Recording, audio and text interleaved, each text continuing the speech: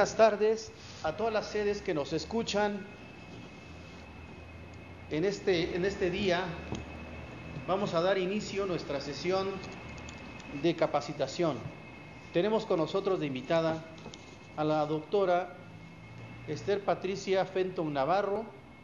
Ella está con nosotros en este momento. La doctora es genetista, hizo su especialidad en el Hospital Infantil de México Federico Gómez y actualmente ella está adscrita al Hospital General Dr. Aurelio Valdivieso. Ella nos hablará de un tema de suma importancia como es relacionado con la genética. Y le cedo la palabra. Muchas gracias. Le doy las gracias al doctor Alberto López Ibaja, jefe del Departamento de Telecapacitación y Educación Continua de Telemedicina, y a todos ustedes, muchísimas gracias por la invitación. Y saludo y le doy la bienvenida al Hospital de La Paz, Juquila, Chalcatongo y Acuecida. Y vamos a dar inicio con este tema que es muy importante y que es, consideramos, el objetivo fundamental de la genética clínica, que se llama consejo genético o asesoramiento genético. Entonces vamos a dar inicio con nuestra sesión de hoy. Y vamos a mencionar que el asesoramiento genético es un proceso de comunicación. Está relacionado con problemas humanos y que se generan con la ocurrencia o riesgo de una enfermedad hereditaria en una familia. El asesoramiento o consejo genético tiene varios pasos. El número 1 va a ser que primero tengamos un diagnóstico, la historia natural de la enfermedad y que comprendamos qué atención y tratamiento haya disponibles para cada uno de nuestros pacientes.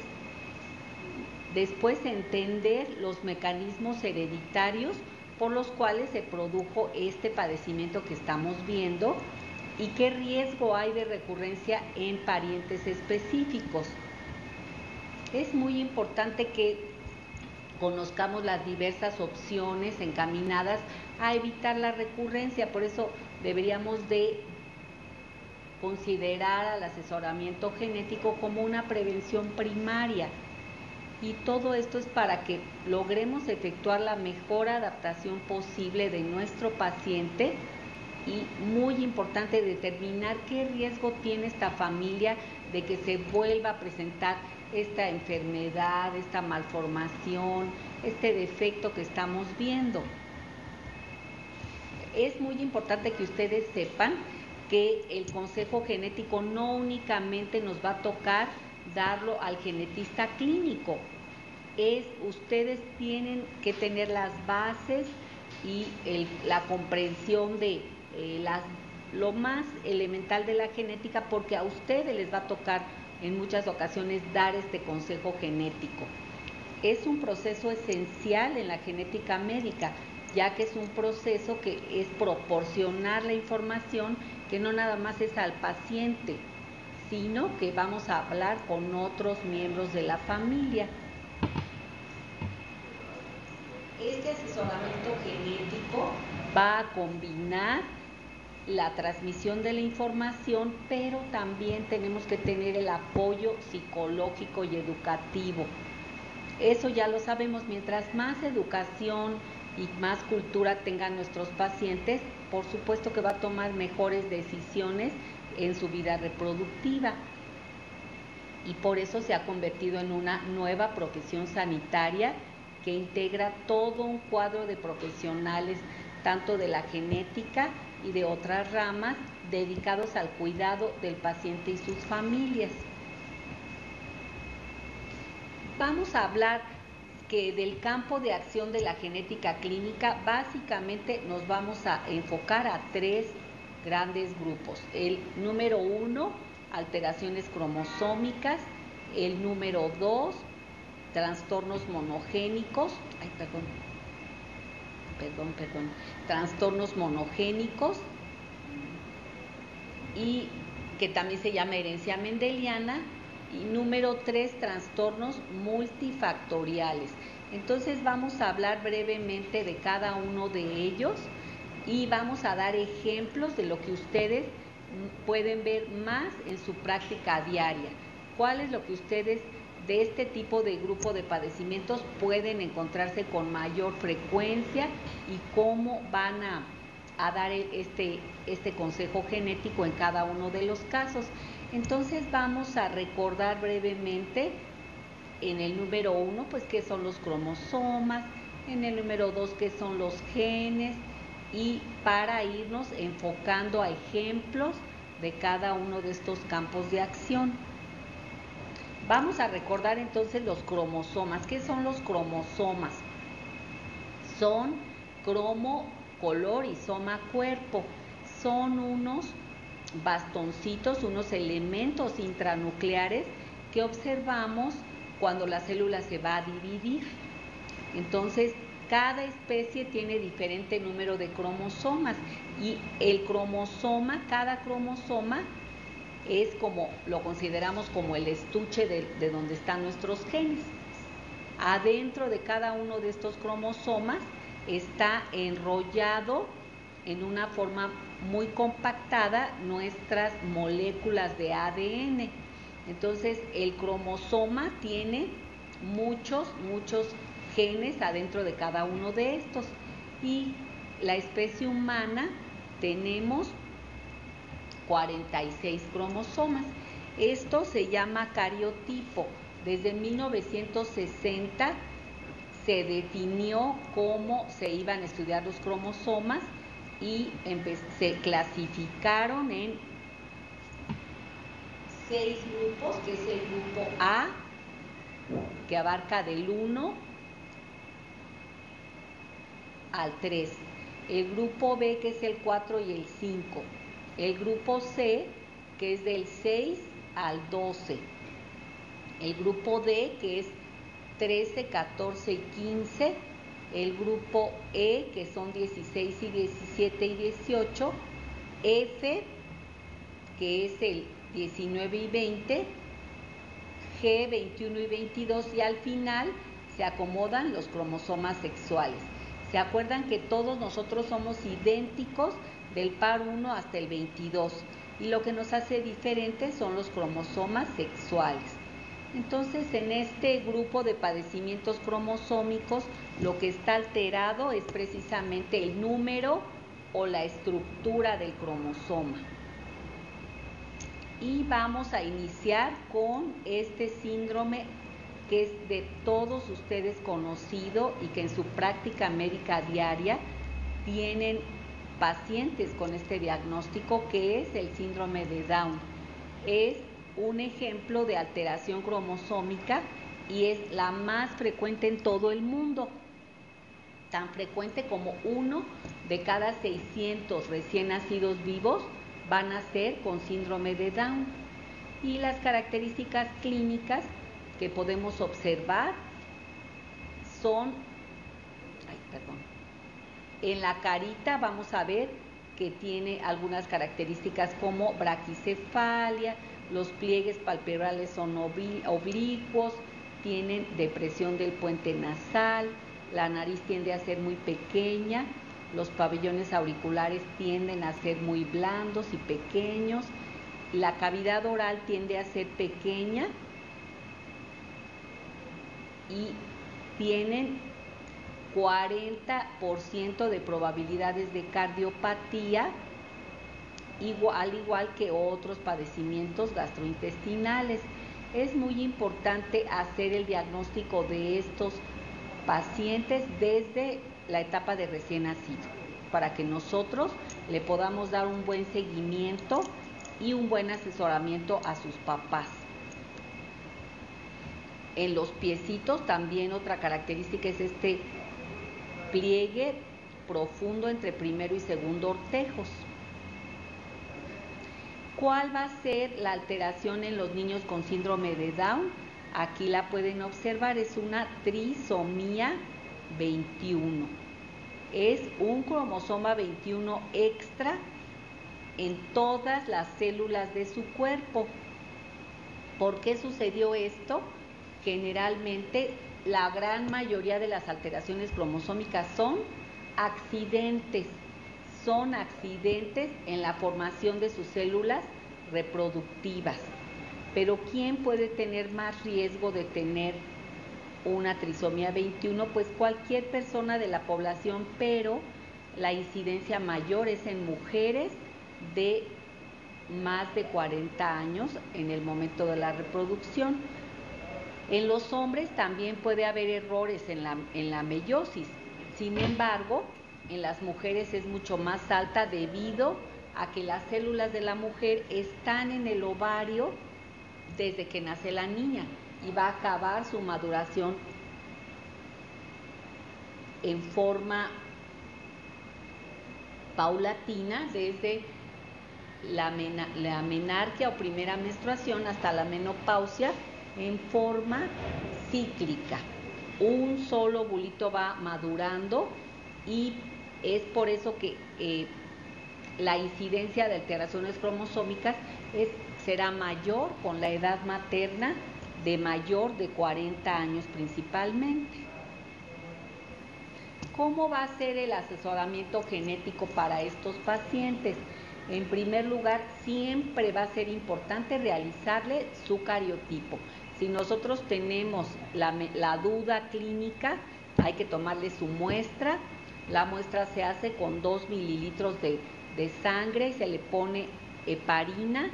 Inmediatamente se puede analizar para que nosotros podamos determinar qué tipo de cariotipo tiene el paciente.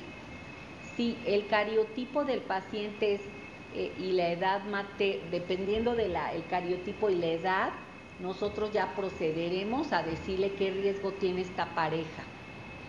Lo que más vamos a tener y lo que más va a suceder es una trisomía 21 libre, con una edad materna joven. Esto solo aumenta 1%. ¿Cuál es nuestro riesgo original de todas las parejas que se pueda tener cualquier tipo de malformaciones? Es 3%. Entonces solamente aumentaría a 4%. Quiere decir que la mayor parte, el 95% de las veces que nace un niño con síndrome de Down, no hay riesgo de que se vuelva a repetir en la familia. Únicamente si el cariotipo sale con una alteración que se llama translocación, entonces sí hay que hacerle cariotipo a ambos padres porque el riesgo puede ser muy alto de que se pueda repetir este defecto. Entonces, recuerden, muy importante siempre realizar el cariotipo, siempre pensar que no solamente porque nosotros clínicamente pensemos que tiene síndrome de Down, ya es posible hacer el diagnóstico, sino que hay que complementarlo, ¿verdad?, con el cariotipo. Y vamos a pasar al siguiente grupo de padecimientos, que es herencia mendeliana. Esta herencia se llama así porque Mendel fue el padre, el que consideramos el padre de la genética. Está basada esta herencia mendeliana en los genes. Entonces acuérdense, adentro de los cromosomas tenemos toda nuestra secuencia de ADN. Y esta secuencia de ADN pues va a formar proteínas. La mayoría de nuestros genes determina un producto proteico. Y dependiendo de la forma como se prenden y se apagan los genes en cada una de nuestras células, es la proteína que está formando cada célula. Esta diapositiva es muy interesante. Todos nosotros como especie humana compartimos 99.9 de nuestro ADN, pero 0.1% podemos ser diferentes. Entonces aquí vemos cómo la secuencia del ADN tiene una secuencia pues que casi siempre es invariable y forma una proteína normal. Hay personas que pueden tener una letra diferente. Dependiendo del lugar donde está este cambio de letra, puede seguir formando la proteína normal, pero a veces este cambio de letra ya no forma la proteína normal, forma una proteína que ya no funciona por un solo cambio de letra. Por ejemplo, la enfermedad de las células falciformes. Puede aumentar estos cambios de letra, aumentan la susceptibilidad al cáncer, la hipertensión arterial, etcétera.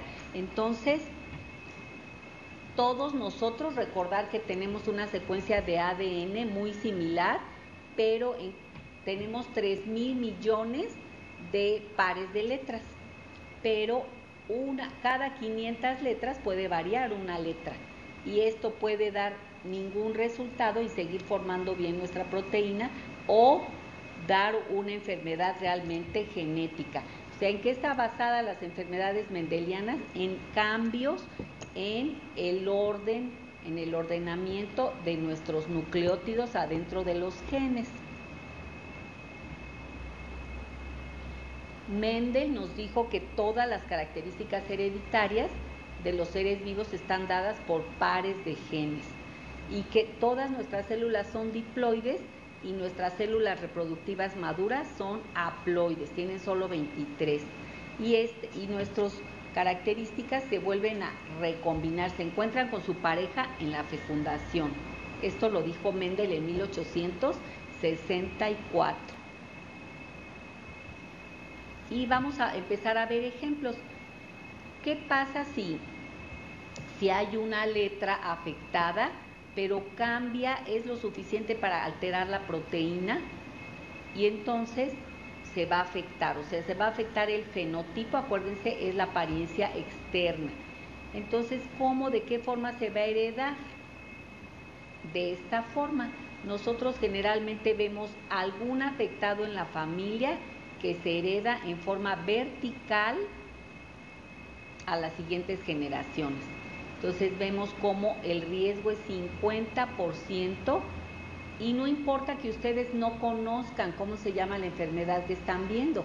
Lo importante es que ustedes hagan su árbol genealógico y vean si la familia les está diciendo: existe esta enfermedad en mi abuelita, luego la heredó mi papá, luego ya la heredé yo y ahora se la heredé a mis hijos. Bueno, pues es una enfermedad que vamos a sospechar autosómico dominante, y que esto va a tener 50% de recurrencia.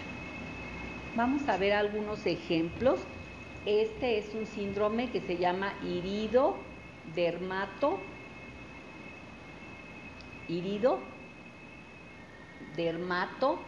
porque tienen unos mechones blancos del pelo y manchitas blancas en la piel. Acústico, porque tiene sordera. Entonces, esta paciente había llegado al hospital y era totalmente sorda, tenía una hipoacusia neurosensorial severa, y tuvo a su bebé.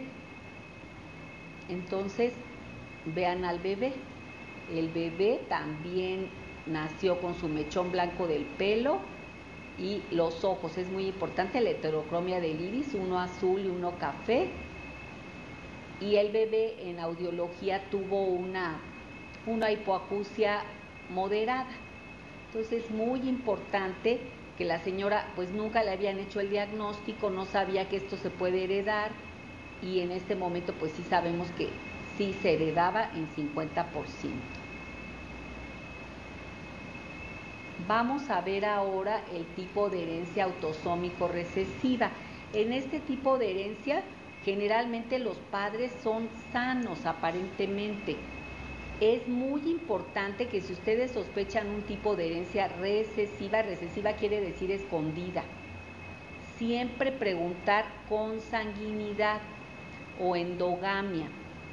Aquí nosotros en Oaxaca, en nuestras comunidades, es muy, muy común que se dé endogamia. Quiere decir, son poblaciones que estuvieron mucho tiempo aisladas de otras geográficamente por tantas montañas, por la dificultad del acceso. Entonces, en nuestro estado hay muchas poblaciones en que se dan padecimientos genéticos más que en otros, porque ahí se concentraron los genes anormales. Todos nosotros tenemos de 25,000 genes que sabemos que hasta ahorita se sabe que tenemos. tenemos 8 genes anormales de esta forma recesiva, todos, cada uno de nosotros. Pero si las parejas son de diferentes lugares y no tienen parentesco, es más difícil que coincidan estos genes. En cambio, si son de la misma familia, tienen apellidos similares o son de poblaciones muy chiquitas, de menos de 500 habitantes, pues claro que puede coincidir este gen. Por ejemplo, este gen de albinismo, en que los papás eran de una comunidad pequeña, tenían apellidos similares y pues compartían este gen que estaba en forma escondida, los papás tenían color normal. ¿Y qué riesgo vamos a darle a los papás? 25%. Es muy importante que ustedes, cuando detecten un padecimiento, por ejemplo albinismo, sepan el riesgo que van a tener los papás. Nosotros la herramienta importante es esta. Vean, por ejemplo, aquí el árbol genealógico, vemos que este papá y esta mamá eran hijos de 2 hermanos, eran primos hermanos. Es mucho más común que se compartan genes anormales en el caso de consanguinidad. Eso nosotros lo vemos en forma muy frecuente en nuestras comunidades, en los hospitales, sobre todo cuando vienen de comunidades lejanas, de difícil acceso y que puede haber endogamia. Ese es otro síndrome que se llama de Steckel. Y vean, toda esta familia, esta era la mamá había tenido y el papá habían tenido 5 hijos, pero 4 hijos salieron afectados y 1 salió normal. Entonces, en este síndrome, que es con microcefalia, retardo psicomotriz, talla baja, ¿y cuál es el riesgo para la familia? 25%. ¿Y por qué tuvieron de 5, tuvieron 4? Porque acuérdense que cada evento es independiente. Cada evento es independiente. Tenía 25% aquí y no por eso, pues ahora ya me toca el sano. Y ahora ya me tocaba otro sano y otro sano. No, cada vez que tengan un hijo, pues el riesgo no va a variar. Y la herencia recesiva ligada a X. Estos genes están en la X, están en el cromosoma X y por eso se llama así. Generalmente, ¿qué va a pasar en esta herencia? Los hombres van a ser los afectados y las mujeres no estamos afectadas, generalmente solo somos portadoras. Si el hombre tiene esta afección, un ejemplo va a ser el daltonismo, por ejemplo, la visión anormal de los colores. Otro pues puede ser la hemofilia, otro puede ser la distrofia muscular de Duchenne. Ya hay muchas enfermedades totalmente conocidas de este tipo de herencia. Si el hombre está afectado, va a transmitir esta enfermedad a todas sus hijas. ¿Por qué? Porque les va a dar su X y está mutada. Y una madre que tenga el gen y es portadora del gen, va a transmitirlo al 50% de sus hijos hombres y 50% de sus hijas mujeres, que no van a tener la enfermedad, solo van a ser portadoras. Este árbol genealógico es de herencia ligada. Se le pone un puntito cuando ya estamos seguros de que es portadora la mamá. Por eso se le pone el puntito. Entonces, ¿cómo podemos sospechar? Vean, en este árbol teníamos, era el paciente que llegó a la consulta. Al preguntarle nosotros a la mamá, bueno, alguien tenía este antecedente, y nos dice, mi hermano tuvo el mismo antecedente. Por ejemplo, sería muy claro en el daltonismo. La mamá ve perfecto los colores, tiene 2 hijas que ven muy bien y el hijo no ve los colores. Al preguntarle, nos dice, pues mi hermano no veía los colores. Bueno, pues entonces sabemos que ella es portadora. Un padecimiento que es muy triste en la práctica médica realmente, porque no tenemos tratamientos que ofrecerle a los pacientes, tratamiento curativo, es la distrofia muscular de Duchenne. Estos niños nacen bien, nacen normales, y a los 4 años empiezan con caídas frecuentes, cada día que pasa empiezan a tener menos movilidad, tienen mucha dificultad para incorporarse y va poco a poco el deterioro, es hasta llegar a la silla de ruedas. Se van afectando todos los músculos, empezando por los miembros inferiores, con una pseudohipertrofia, y de ahí es una debilidad que empieza a ascender por todas las piernas, empieza a ascender por todas las piernas, empieza en los brazos y termina con una debilidad tremenda en los músculos respiratorios. Entonces estos pacientes son los que más se han estudiado para algún tratamiento curativo, pero sin embargo no lo hay. Lo único que tenemos es la prevención. Por eso es muy importante hacer el estudio, saber que tiene el paciente distrofia muscular de Duchenne para las prevenciones, porque estos niños tienen que ir a terapia física, tienen que ir posteriormente a terapia respiratoria, y recuerden asesorar mucho a la familia porque son pacientes que no van a rebasar los 20 años de edad. Entonces ahí tenemos que proteger mucho a la familia con consultas psicológicas, tanatológicas, y desgraciadamente, como les digo, pues no hay tratamiento. Es un gen que está en la X, está totalmente mapeado y lo heredan las mamás, son portadoras y no tienen la enfermedad, y los hijos, como solo tienen una X, la van a manifestar. El diagnóstico va a ser de todas las enfermedades mendelianas o puramente genéticas.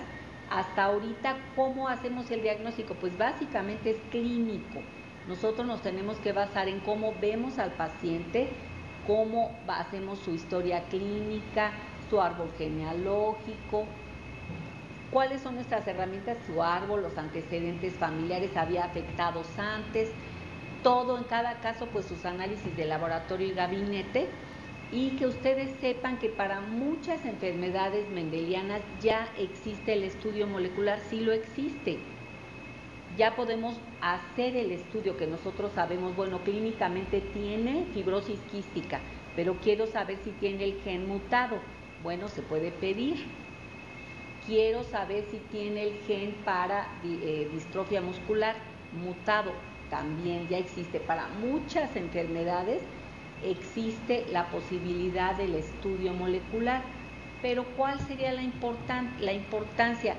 Deben de saber que esos estudios sí existen, pero son caros. Cada estudio en forma particular tiene un costo de 4,000 pesos más o menos. Entonces, nosotros en nuestros hospitales, a veces nuestros pacientes les podemos ofrecer este estudio cuando va a formar parte de estudios que están haciendo multidisciplinarios en otros hospitales. Sabemos que no le van a cobrar al paciente. También cuando el Seguro Popular nos apoya, por ejemplo, en los hospitales de los servicios de salud, pero principalmente cuando ameritamos hacer el diagnóstico certero para prevenir este diagnóstico en los futuros hijos, o que sepamos cómo vamos a ir vigilando a nuestros pacientes. Y el grupo de herencia multifactorial es el grupo más común, el que más vamos a ver nosotros en nuestra práctica. ¿Por qué? Porque el 65% de todos los niños con malformaciones se deben a herencia multifactorial. ¿Qué quiere decir esta herencia? Que combina el factor genético con el factor ambiental para que se manifieste. Entonces les traje algunos ejemplos, por ejemplo, el labio fisurado y paladar hendido, el defecto de microtia, pie equinovaro, luxación congénita de la cadera, nevos, hemangiomas, hernias aisladas, la hipertrofia congénita del píloro, y todas estas son lo que más vamos a ver en nuestra consulta. 65% son herencia multifactorial.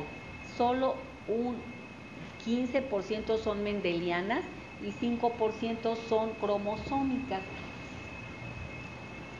Entonces, ¿qué es lo que más vamos a ver? Pues vamos a ver malformaciones congénitas por este tipo de herencia multifactorial. Otros ejemplos serían muy importantes para todos nosotros, los defectos de tubo neural. Aquí vemos, por ejemplo, este paciente con una falla de cierre aquí a nivel de las vértebras dorsales y que sí está cubierta de piel, pero es un defecto de cierre de tubo neural. Les voy a comentar algo muy importante. En México, nosotros teníamos casi el primer lugar de defectos de tubo neural hace 20 años. Y gracias a los programas de administración de ácido fólico y de programas educativos de nutrición, sí se ha logrado reducir enormemente. La frecuencia era 1 en cada 700 y actualmente ya estamos 1 en 1500 hasta 2000. Entonces, ¿qué quiere decir? Que sí funcionan los programas de prevención después de 20 años, pero sí funcionan. Y el pie este es el tubo neural y este sería un pie equinovaro. Todos estos son ejemplos que les traje de malformaciones por herencia multifactorial. ¿Qué le vamos a decir a nuestros pacientes? ¿Qué riesgo tiene si un paciente una familia ya tuvo un niño con pie equinovaro, con labio fisurado, con tubo neural? Pues su riesgo no es como el mendeliano, que es exacto. Este no es exacto, es del 5 al 15%. ¿Y por qué varía? Solamente varía para aumentar, o sea, empieza en 5 y no va a bajar de 5 hasta 15. ¿Por qué aumenta? Por los factores ambientales de riesgo, por ejemplo, una madre demasiado joven o ya añosa, con mala alimentación, no tiene prevención, no tiene consulta médica prenatal, mala alimentación. Bueno, si todo se conjunta, aumenta el riesgo. La mayoría se deben a una etiología compleja, como habíamos dicho. Es genética, pero de genes de microefecto y ambiental. Estas malformaciones de verdad afectan gravemente a los pacientes. Por ejemplo, todos los niños de defectos de tubo neural de verdad requieren tratamientos muy prolongados, costosos. No nada más es lo costoso económico. Son niños con una carga emocional enorme para la familia. Es un sufrimiento enorme para la familia estar llevando a los niños diariamente a su terapia, operarlos 5 veces, etcétera. Entonces, por eso la solución pues es la prevención primaria. Todo va a mejorar si mejoramos la educación en este país. ¿Cuál es la prevención de defectos del nacimiento? Es la administración de 0.4 miligramos de ácido fólico al día. Las pastillas que tenemos en el sector salud son de 4 miligramos y está ideal. Esta se supone que es la prevención de que no ocurre, debería de tomar toda la población general. Y si ya hubo una pareja con un paciente que ya tuvo el defecto, le aumentamos a 4 miligramos. Pero la presentación en nuestro sector salud viene de 4 miligramos y así está correcto, está bien. ¿Cómo lo vamos a prevenir? Si se previene 3 meses antes de que se embarace y durante el embarazo, las primeras 12 semanas. Pero si somos muy sinceros, pues ¿quién va a decir, pues me voy a embarazar en 3 meses? Y entonces voy a empezar a tomar mi ácido fólico, pues es muy raro. Entonces, ¿cuál ha sido la estrategia que por eso se ha disminuido tanto? Ha sido gracias a que ya se administra el ácido fólico masivamente desde la secundaria a todas las niñas. Incidir en que en los centros de salud, en los hospitales, demos y que las personas nos crean y se lo tomen. Porque hace 20 años que empezó la campaña no lo querían tomar. Las personas pensaban que era otro tipo de tratamiento. ¿Qué previene? previene los defectos de tubo neural en primer lugar, previene el labio fisurado con o sin paladar hendido y previene los abortos de repetición. ¿Dónde está el ácido fólico? Pues en todas las verduras verdes, en las frutas amarillas, en los granos, en los frijoles. Y ahorita lo que nos decía un maestro es que están fortificando casi todo. Si se fijan, la leche ya dice adicionada con ácido fólico, los cereales adicionados con ácido fólico, pero tenemos que seguir insistiendo en que tomen su ácido fólico, porque nuestra gente de los pueblos no come cereales de caja y leche, pues a veces, pero no generalmente. Entonces tenemos que incidir en que sigan tomando su dosis de ácido fólico. Y muy interesante las enfermedades sistémicas. Ustedes saben que ahorita en nuestro país hay una epidemia terrible de diabetes mellitus tipo 2, de hipertensión arterial y de obesidad. Esto se da porque tenemos cambios en todas nuestras letras que se acumulan más el medio ambiente.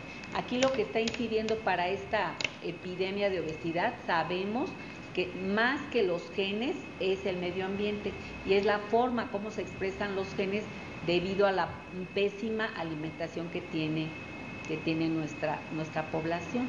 Entonces volvemos a lo mismo, hay que incidir en la prevención primaria. Entonces, ¿cuáles van a ser nuestros problemas? ¿Quién llega a la consulta de genética, a consejo genético? Pues ya vimos nuestros 3 grandes grupos, mendeliano, multifactorial y cromosómico, para detectar nosotros si la persona tiene el gen y le hagamos un estudio genético. También por la posibilidad de hacer diagnóstico prenatal cuando hay edad materna avanzada, cuando hay consanguinidad.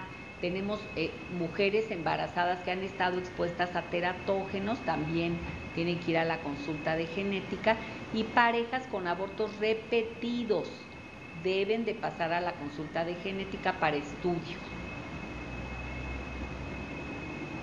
¿Y quién es el consejero en genética? Pues es un profesional de la salud. En México es una persona que tiene la especialidad en genética, aunque hay otros países como Canadá, Estados Unidos, que es una carrera aparte que se llama consejero en genética, pero aquí generalmente somos los médicos especialistas en genética. Es muy importante saber que de verdad necesitamos tiempo. Esto a veces es bien difícil para los hospitales que tienen una carga terrible de pacientes, pero sí necesitamos tiempo en el consultorio con los pacientes. No podemos en 10 minutos explicarle todo, darle los riesgos y hacerlo en demasiado poco tiempo. Esto tenemos que hacerlo bien hecho, porque los beneficios a largo plazo va a ser en un futuro reducción de las enfermedades que más gastan en la población, por eso se justifica. Es muy importante que sabemos de muchas enfermedades hereditarias su historia natural, entonces esto lo deben de saber las familias para que ellos tomen su decisión. Se recomienda mucho en el consejo genético que nosotros no debemos de decirle, oiga, debe de hacer esto, debe de ya no tener familia, debe de tener más hijos. No, nosotros vamos a decirle qué riesgo tiene, la familia debe de tomar sus propias decisiones. Muy importante, si podemos, si tenemos la posibilidad de el apoyo psicológico. ¿Por qué? Porque son enfermedades realmente graves que en la descendencia, a veces son niños que no van a tener sobrevida, que van a tener un sufrimiento toda la familia. Tenemos que apoyarlos porque hay fuertes componentes emocionales. Entonces se recomienda mucho interconsulta psicología, psicoterapia de grupo, grupos de apoyo.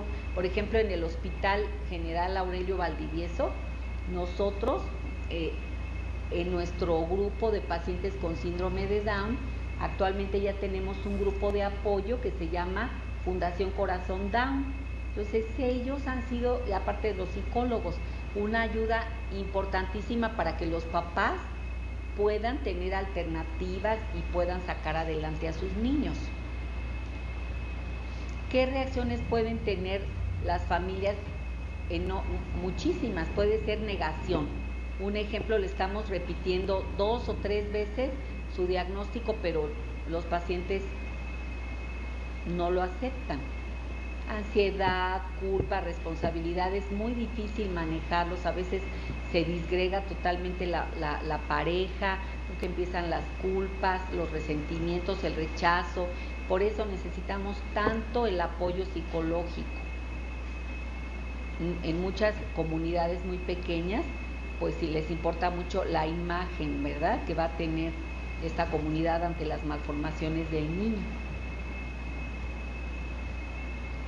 No debemos de hacerlo en una sola sesión, se debe de hacer en varias sesiones, ya que nos debemos de adecuar a cómo son nuestros pacientes. Muy importante las condiciones socioculturales, ¿verdad? Hasta el paciente me está entendiendo lo que le estoy explicando, cómo le debo de explicar poco a poco, irle dando la información en una ocasión, la próxima se la voy reforzando, y siempre en genética nosotros seguimos citando a los pacientes cada 6 meses hasta la edad adulta.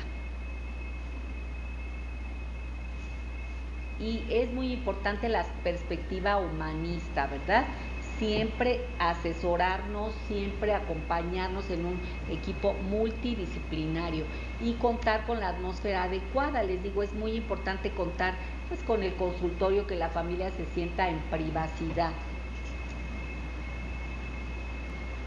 Y pues muchas gracias. No sé si tengan algún comentario, alguna pregunta sobre lo que acabamos de platicar. Muy agradecido, doctora. Muchísimas gracias por tu invitación, y les dejo mi correo, es patitete@hotmail.com, Pati con i latina, patitete@hotmail.com, o también patricia.fenton@ymail.com. Muchas gracias por haber estado con nosotros dando este tema que es tan importante para todos los médicos. Hasta pronto. Buenas tardes.